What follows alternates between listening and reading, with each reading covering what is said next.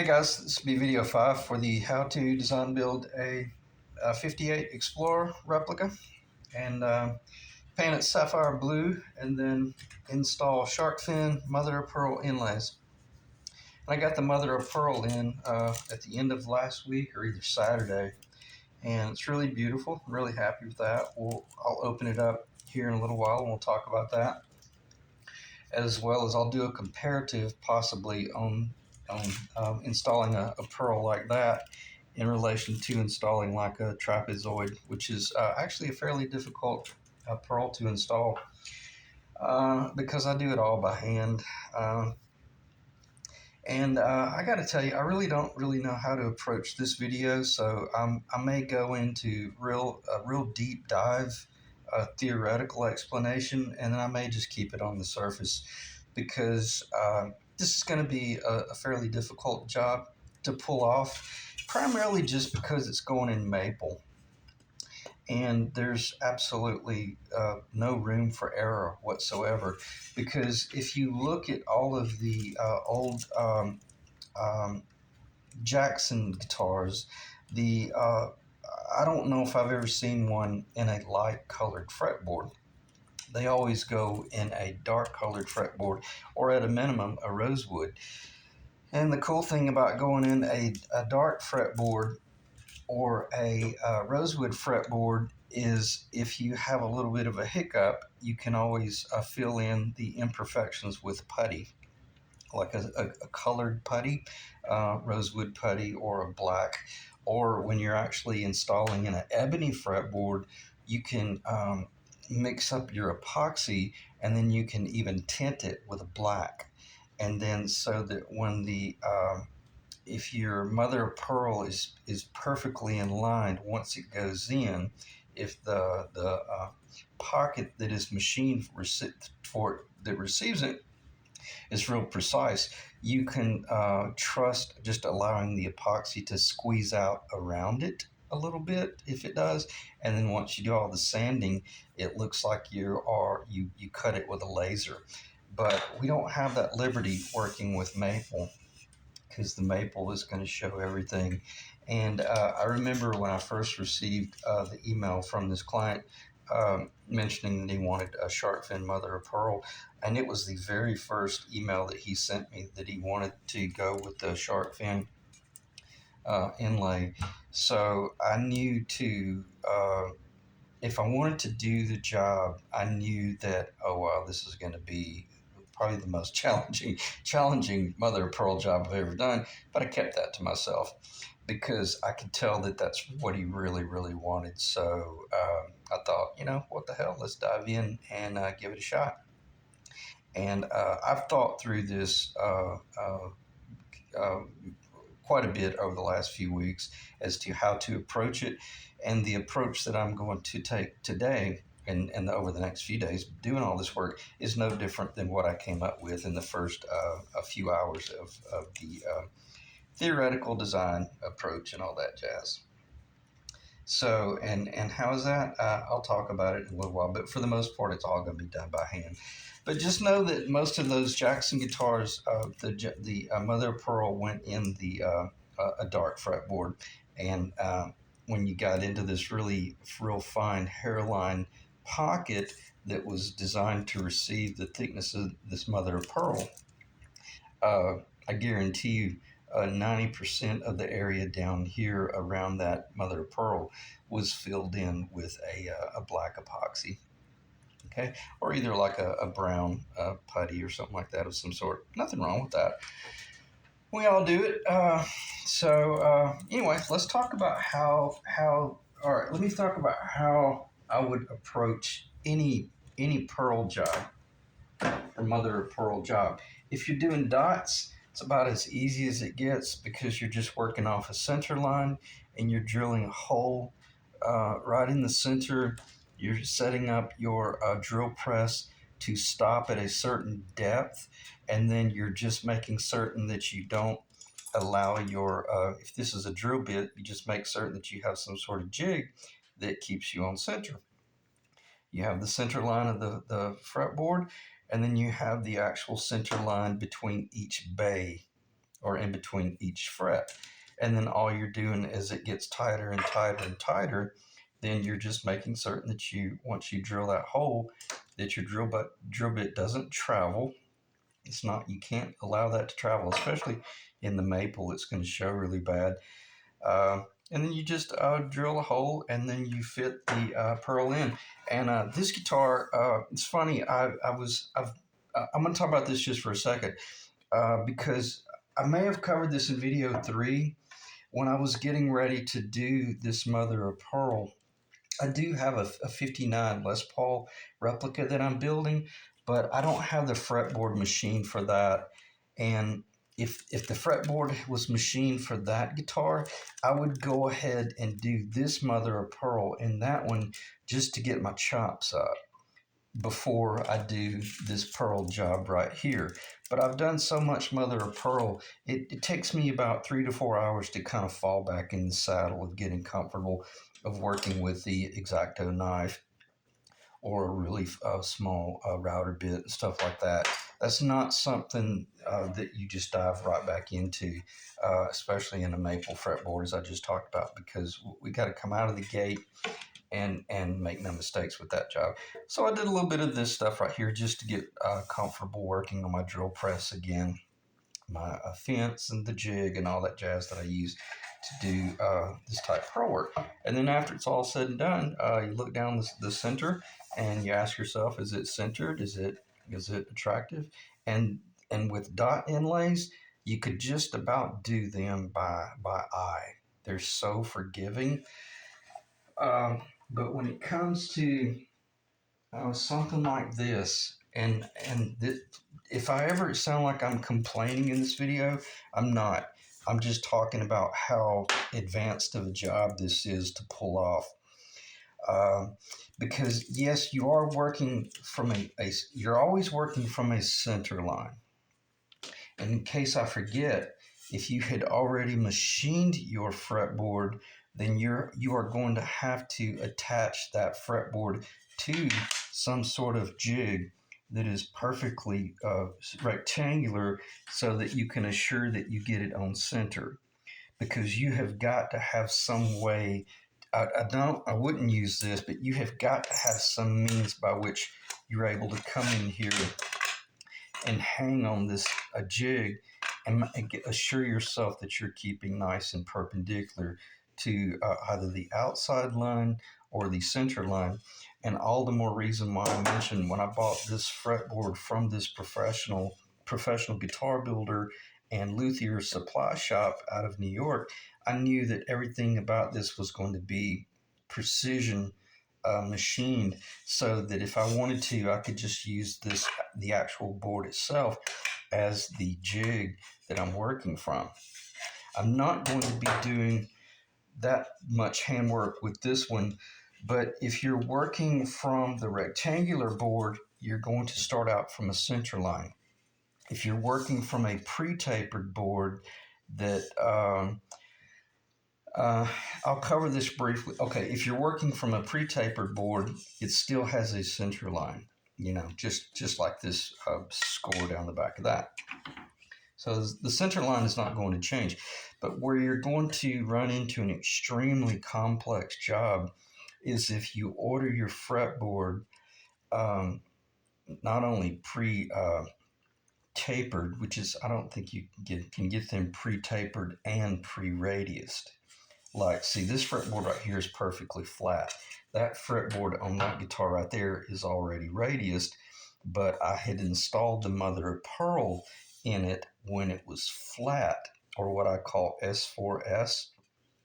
And then after a 24-hour dry time, then I was able to put that jig up on my router station and machine the radius top.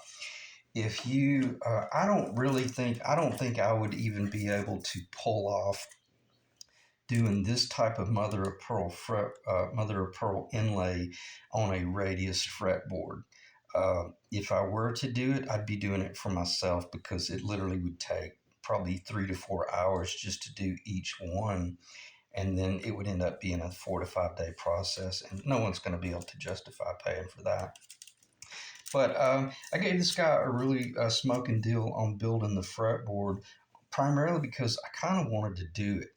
And that may sound odd, but it obviously is not. It's not the type job that you could repeat over and over and over, because it is extremely time consuming.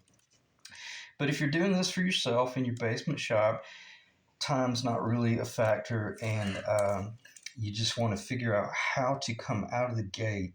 And once you start laying it out, process through how it is you're going to actually put tool to wood and then start machining it, and guarantee that you don't tear up the wood or anything like that. And how much of that am I going to cover in this video? I'll shoot straight with you. I really have no idea, because I don't want this to be more than a 30-minute video, or maybe 45 minutes to an hour tops. And the only reason it would be an hour-long video is if I trip up on some really incredible information that I need to share, because I got a hell of a lot of work to do, and it's going to be extremely time-consuming to get this going. Okay, so I haven't even opened this mother of pearl, but on that note, always keep it in an individual box by itself. These have not even been out of the box other than to just do this video, because otherwise you'll end up damaging something. So you got your center line figured out. You have your scale determined. Now, don't let this spook you. This is a 25.5-inch scale. This is just a different guitar that I built where I laid everything out. But this guitar, the blue guitar, is a 24.75-inch, actual 24.75-inch scale. So I only have the 1st, the 5th, the 11th, the 16th, the 18th, the 19th, and the 23rd, or the end of the fretboard, laid out on this particular piece of paper. So I can't really open this up and lay these up here and make a determination of how much space am I going to have between each fret that I'm going to have to machine out. And in case I forget, I think I covered this in video 3, and this is the reason I kind of put this guitar up on the table. Okay, here's where you'll lose your job, so much so that it's irrecoverable. If you're going to install, these small inlays up here, if you had your fretboard pre-cut, let's say you ordered your fretboard from Stuart McDonald or someone like that, it's pre-radiused, it's already machined for each individual fret. When you get up here, well, anywhere on this fretboard, if you start trying to machine this, that's the 1st, that's the 3rd. So if you try to machine that mother of pearl right there in that slot, there is a very strong possibility that you're going to be machining so close to this fret slot that you're going to get tear out, that this wood is going to chip out. It's not a matter of if, but especially once you get up here, you're going to be working with such micro thin pieces. It's going to be a frustrating nightmare for you, and it's going to be really difficult to keep your cool because of all the tear out. But in this job right here, the way it will be done is I'm going to lay everything out per a true grid on this raw blank of wood and install all the mother of pearl first, and then, but there will be lines drawn on this maple, just like exactly what you see right here, but just transfer those each individual lines onto the maple, and then it'll be a matter of coming in here, and let's say that's the 1st, here's the 3rd, and you're cutting this slot right here. Well, now all you've got to do now is to make certain that your scale is completely drawn on the maple, 24.75, even though this says 25.5. Then you're actually coming in and you're machining within the drawing or in that grid that you laid out. You're doing all your machine work. And where this is going to get extremely complex is it's very unlikely that this is an 89-degree um, cut right here. This is very, very likely going to be a 90-degree cut. So this one's 34 millimeter from here to here. The total, I'm going to call it the total height. This 34 millimeter there, and we'll say this one's 44 millimeter. Um, I can't just set up a jig and have everything machined on a straight line that way. Each each top each top of the mother of pearl is going to have to step up once you go from the first fret to the third, the fifth, the seventh, the ninth, etc., etc. Each time you move to the next fret, mother of pearl location, that top line is going to be getting increasingly higher off the center line of the fretboard. So each one of these 90-degree machines right here will have to be done individually. Okay, and I'm not saying, oh wow, that's the end of the world. I'm just saying that there's really no way to go about expediting this machine work with a real precise jig or anything like that. So, is it going to be difficult? No more so than all the Les Paul types that I've done, and it might be that I'm just kind of psyching myself out because I've never done it. Oh, I know what it is. Um, I'm terrified of the prospect of breaking these. So I've got to make certain that by the time I get ready to do that very first one, excuse me, I've got to be 100% certain that there's no way I'm going to risk breaking the tips off of any of these. And by the time I've installed this one right here, I'll probably be able to do those just about blindfolded because I'll have a pattern going by which I'm real confident as to how to do it. Okay, so start with that. And if you were uncertain, maybe cut some I don't know, cut some piece of plastic or like cut something like this right here. That's pick guard material. It's really thick, and just cut something like that. Maybe even machine it into the mother of pearl shape, and then go ahead and put it on your oscillating sander. Do a radius, and then get some raw maple, and then just practice using your overhead, like your drill press, running at about 4,500 RPMs, and machining everything by hand. Or where I'm going is, don't get too preoccupied trying to set up some sort of unbelievably precise jig that guarantees that you don't make any mistakes.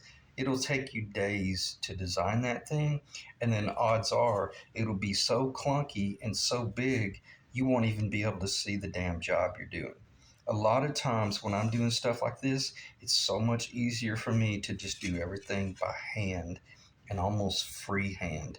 And it would kind of freak you out where I've got my drill press running at 4,500 RPMs, and I might have a fence along the back that just guarantees that I don't jump, but I'm moving everything from side to side by freehand, and I'm just stopping at certain pencil marks, and then I'm moving this way, and then I raise everything up, move it back a little bit, do another pass, and there's nothing wrong with coming in with your spiral bits. I like an up spiral bit because as it's cutting, it's on the blade that's cutting into the wood is on about a 60-degree pitch, so it just guarantees there's not going to be any tear out. And also, when you go down into the wood, it doesn't grab or jerk or try to pull the wood away from you. And where I'm going with this is it very likely will be that the way I do this is that I will machine out that area up there with a fairly large bit and define the shelf, the depth, and then move down, machine that area out right in there by hand, move down, machine that area out right there. But I don't mean, I shouldn't have shown that. I don't mean moving around this way. I mean set the fence up so that you're machining back and forth along that center line. And then you move the fretboard out a little bit in order to come down and make that pass right there. There's no sense in trying to get real close because odds are something silly will happen and you'll jump into your wood. And if that happens with the maple, it's game over.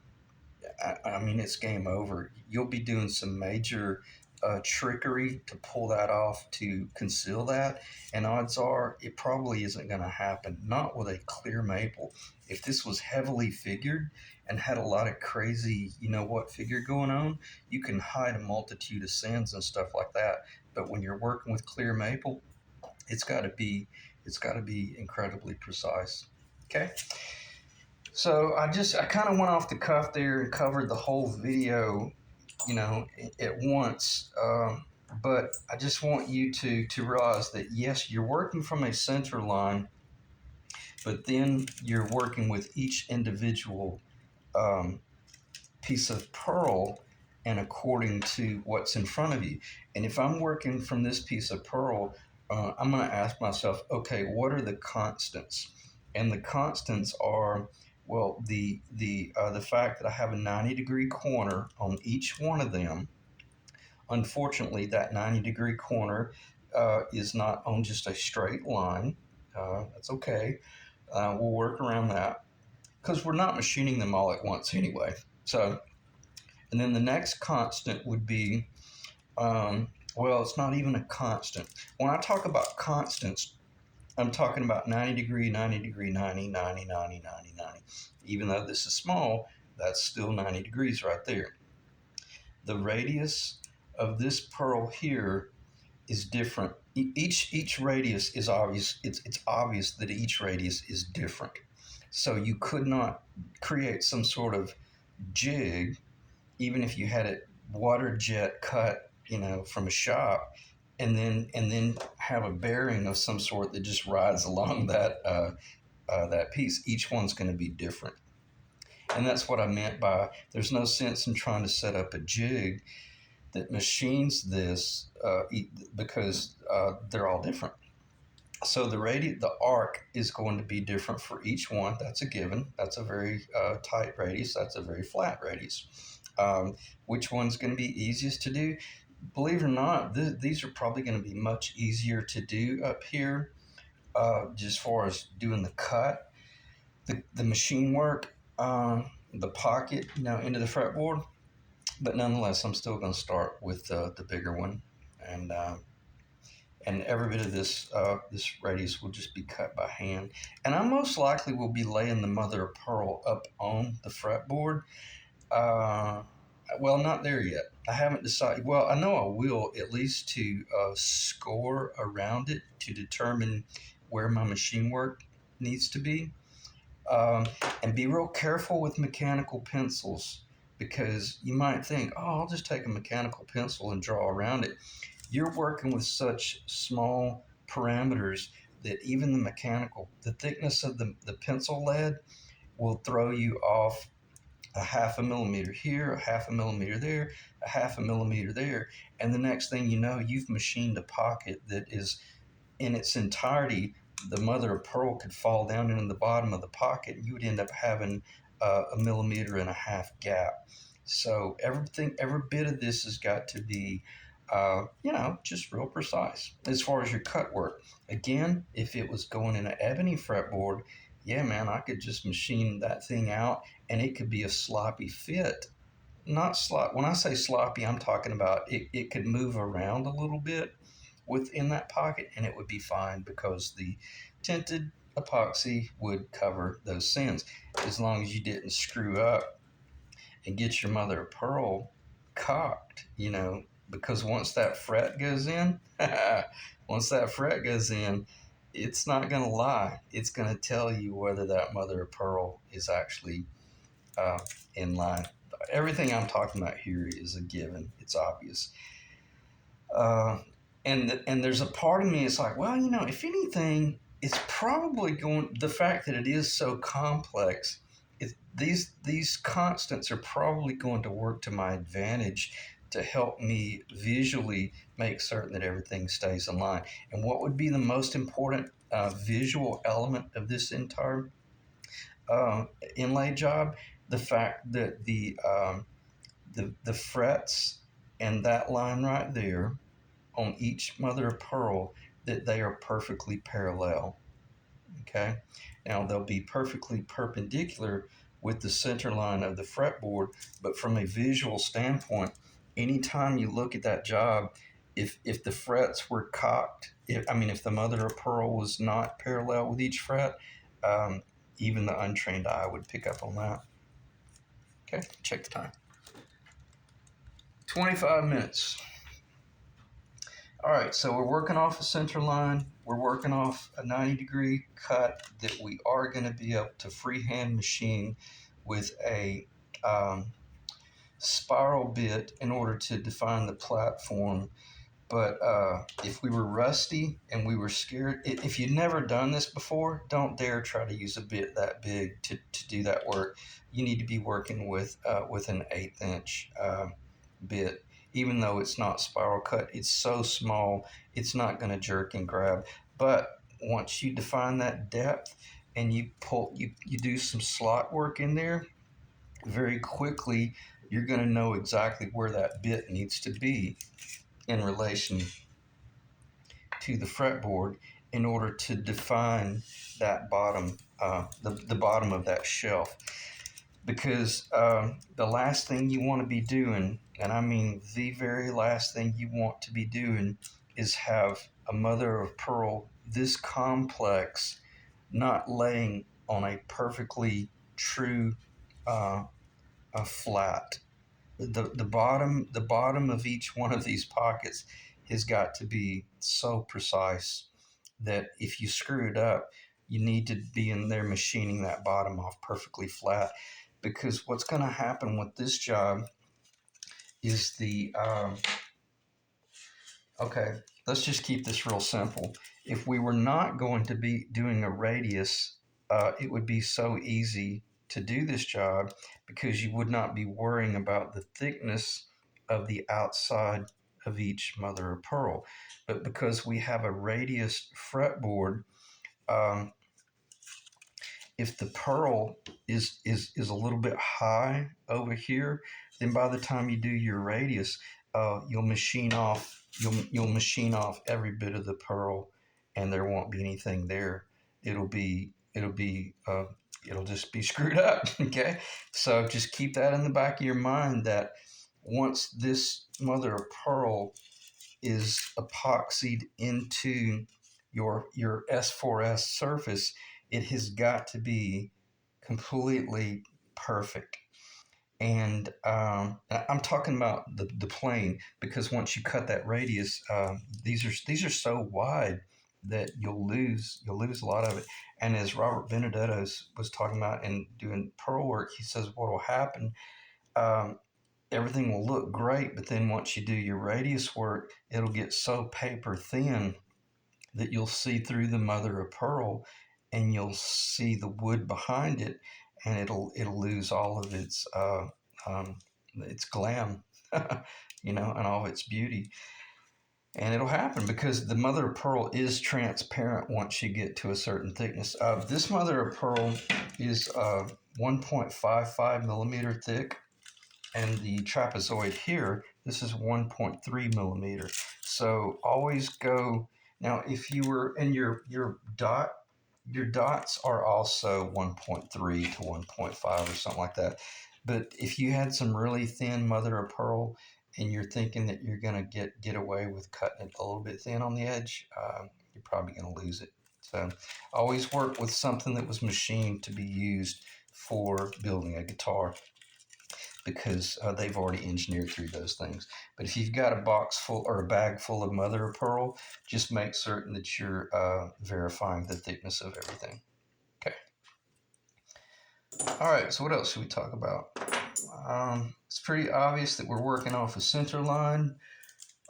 We're working off each we're working off the center line, and then we're actually just compartmentalizing this job down to just that location right there, then that location, that location, that location, which is the first, the third, the fifth, the seventh, the ninth, 10th, 11th, the 12th.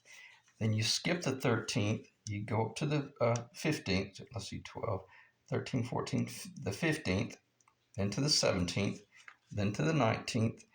And if you only have 21 frets, then you would stop at the 19. But if you have 22 frets, you want to have a purl at the 21st fret. If you have a 24 fret job, then you would want to have a purl, some sort of purl at the 20. No, I'm sorry. I think you would. I think they would jump back up to you would go from the 21st and you would skip the 23rd just the way you skipped the 13th, and then at the 24th fret location you would do some sort of double purl, or like if you were doing dot inlays, we know at the 12th fret location you have 2 dots. When you at the 24th location you would do double dots there to define the second octave. Okay.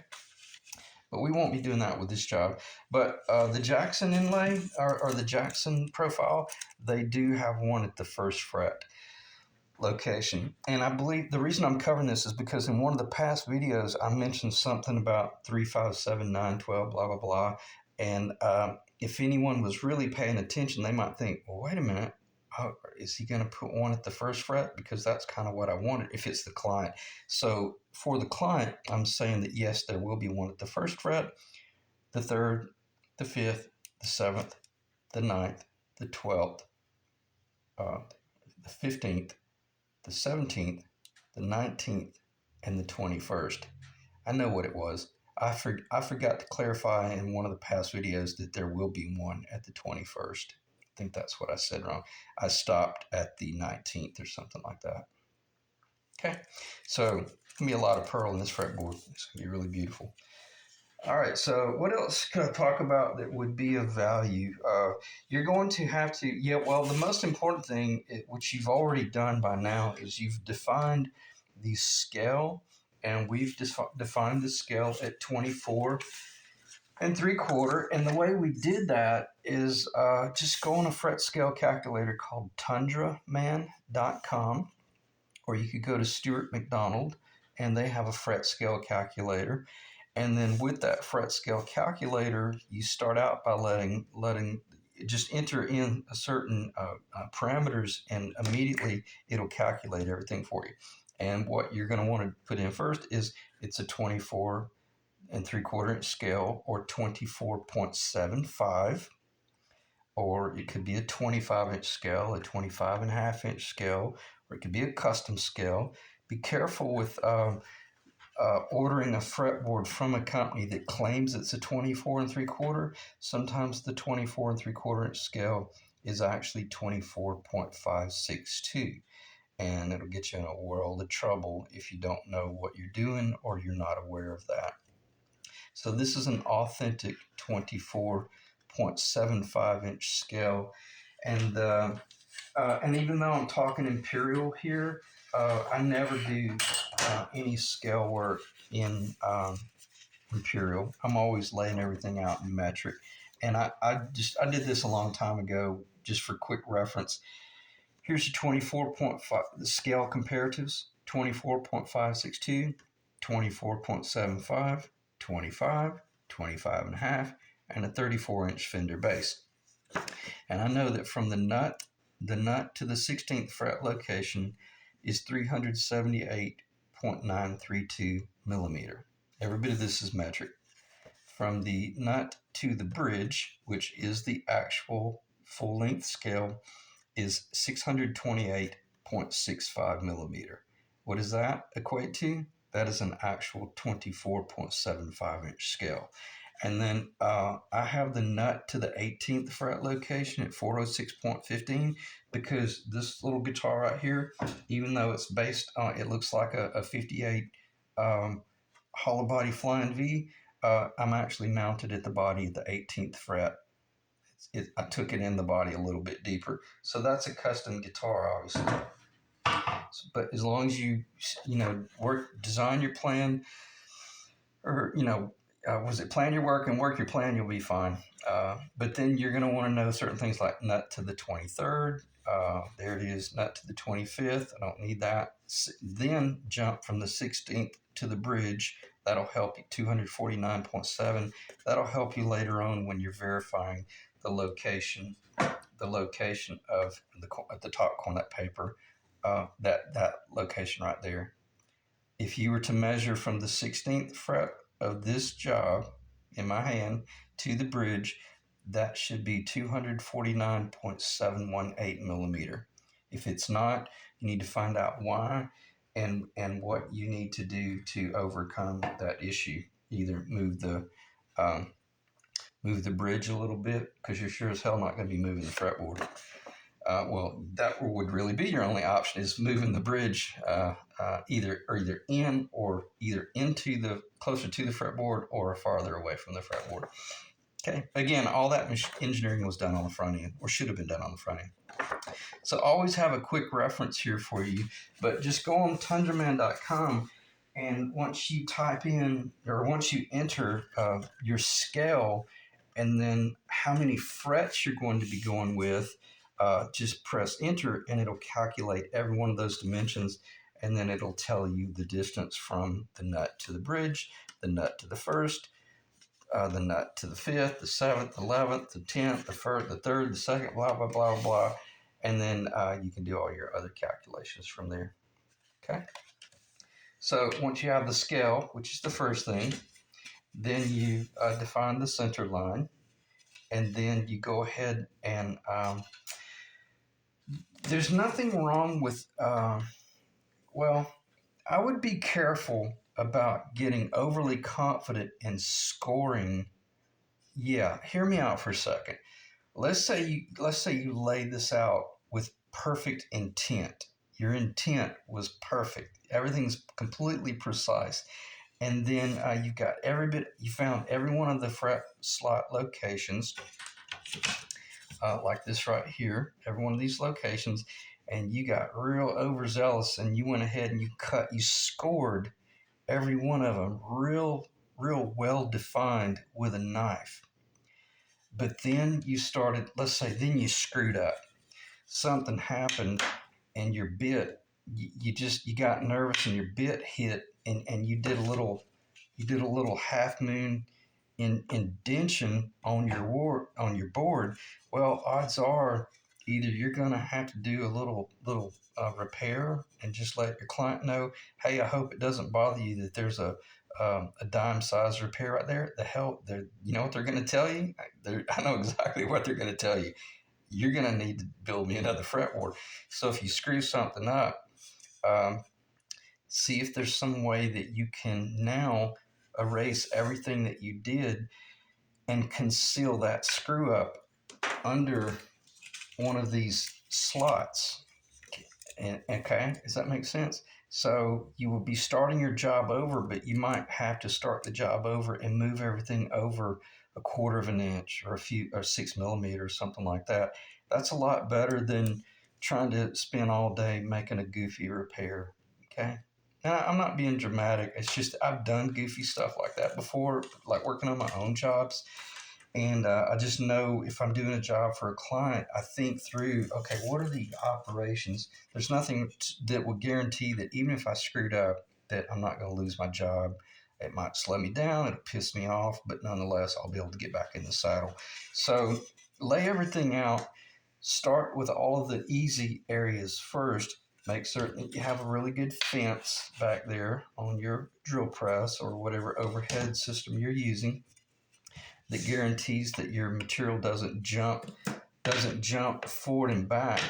And then once you first start doing that machine work, all you're doing is going. Sorry, the table's getting a little bit out of hand.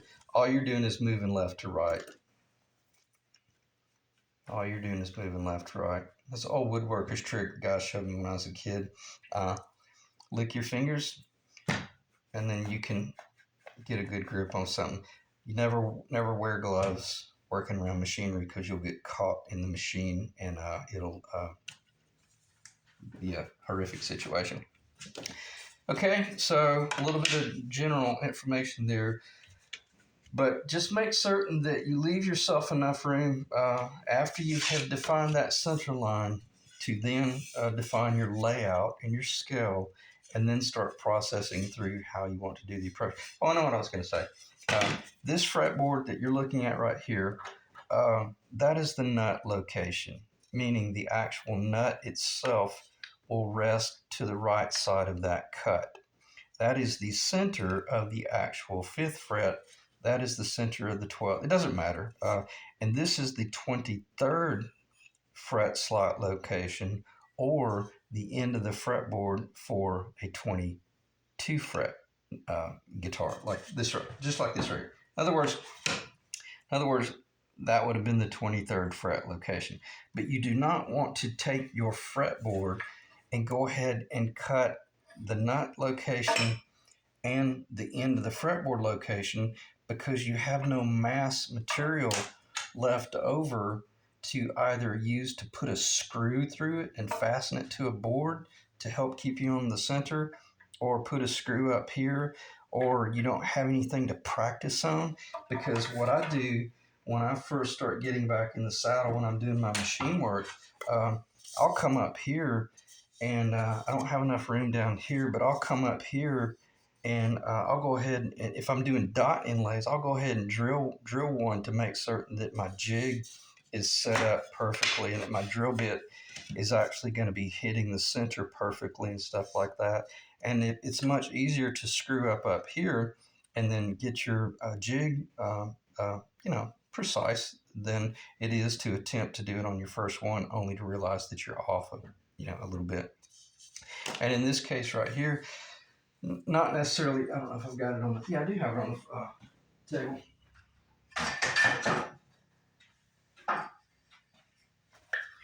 Okay, if I was getting ready to do this mother of pearl in here, then this is the drop material, I believe. It doesn't matter. It's one of these. I would go ahead and fasten this to a jig, and I would do some practice cutting into this just to get a feel. And I wouldn't, you're obviously not going to glue them in, but get comfortable, maybe cut that one, then move over and cut another one. By the time you get to the second or third one, you're going to have a real good idea of how the blade is going to cut across the wood, how to cut on an arc by hand and not risk being grabbed by the grain of the wood and things like that, to make certain that you pull off a really good job. Just, practice, so that once you do get to this piece right here, your fear factor is almost non-existent. If you're wound up and really nervous when you're doing this job, you're not ready to do the job. You got to be so comfortable and so relaxed when you do a job like this that there's no fear whatsoever, and you know exactly what to expect if you start pulling that blade across that wood, how that wood is going to react. And maple is very very consistent, and the figured wood is you'll feel the figure as you're going across it cutting. It'll jump, and it'll hang, and then it'll jump, and it'll hang. That's a very difficult wood to work with. But obviously, if you're cutting with the grain, it's softer. It's going to be easier to cut. And when you're cutting across the grain, you'll feel it. You'll feel each growth ring as you go across it. So got to be real careful there. But anyway, let me check time. I'll probably end the video here fairly soon. Yeah, 44 minutes. That's a lot of information. A lot of boring information for most of you guys out there. And it's funny, I noticed. Well, I'll spend just a second or two with this.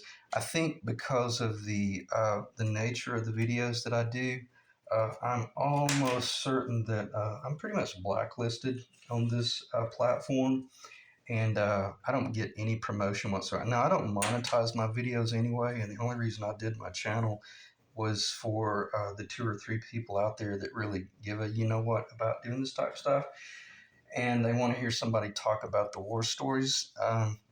No dancing bears, no live nude girls and all that jazz. It's just how do you get in your shop and build a guitar? Well, apparently either this platform does not want my information out there, or either people don't like my videos, and I'm fine with that because I primarily just do these videos for the clients first and foremost, and then the guys that are really interested in figuring out how to pull this shit off and not screw it up.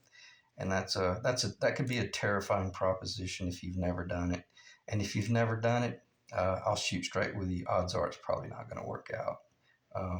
I did a lot of mother of pearl on the very front end that never got shipped or was never anywhere near worthy of being shipped, and it took me a long time to figure out how to do that and pull it off, and it looked nice.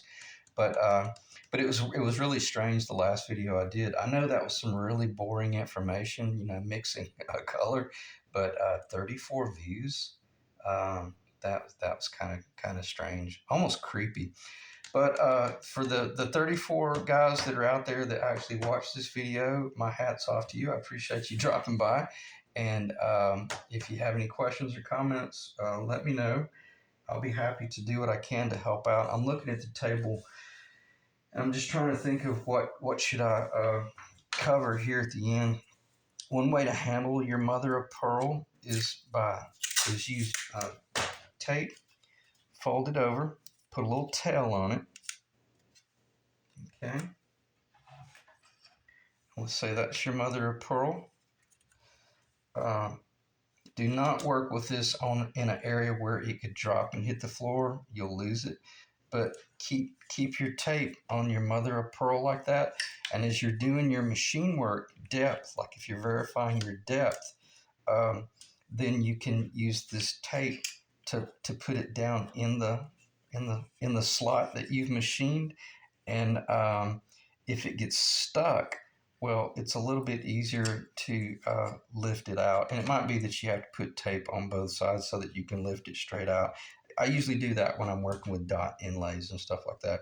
But use your tape to handle your pearl, and try to handle it as little as possible as well. So, last trick for the day. Otherwise, I'll just stop talking. I know I probably missed something that was really important, so let me do a very quick recap. Define the center line, define the scale, define each. By defining the scale, you have then defined each perpendicular location for the frets. Now you're only working within this one area right here. Let's go to the third fret location, third mother pearl location.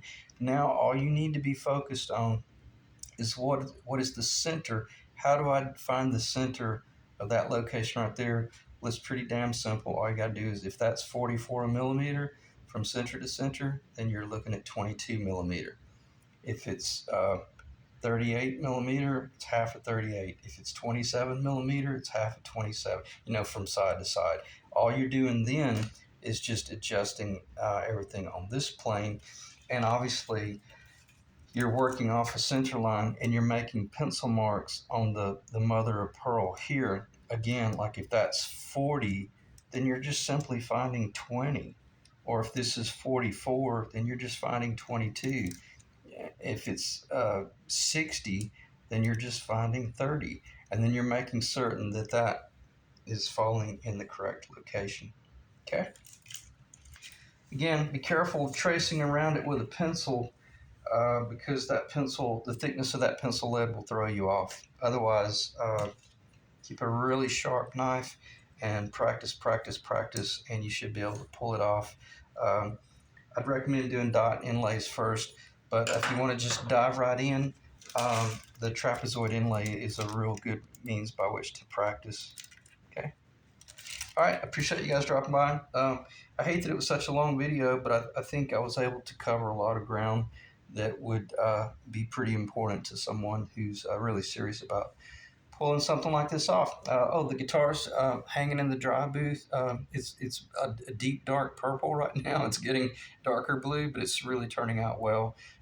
We got rain again all night last night, so I had to stop spraying again last night. I think I'm up to 8 coats of lacquer in color in the blue, and it's still taking on uh, it's still too light, so I'll be able to darken a little bit later on.